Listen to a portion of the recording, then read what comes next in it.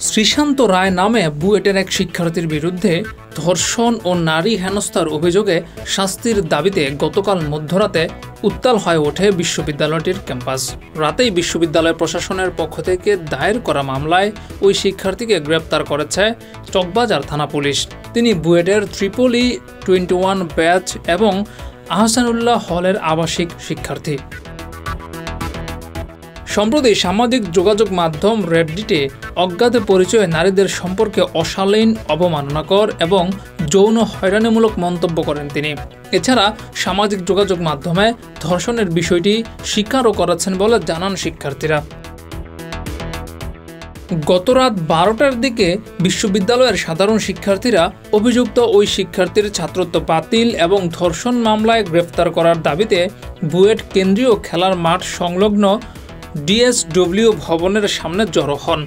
এই সময় শিক্ষার্থীরা ধর্ষকের বিরুদ্ধে বিভিন্ন রকম স্লোগান দিতে থাকেন।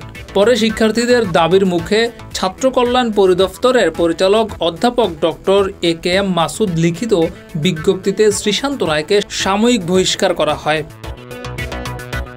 বিষয়টি নিয়ে ব্যাপক সমালোচনা হচ্ছে সামাজিক যোগাযোগ মাধ্যমে। এভাবে প্রকাশ্যে নারীদের নিয়ে খারাপ মন্তব্য এবং ধর্ষণের কথা বলার পরও কি বেঁচে যাবে এরা?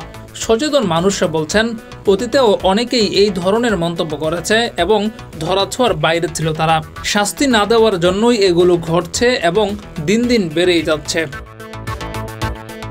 ডেস্ক রিপোর্ট, যুগের চিন্তা।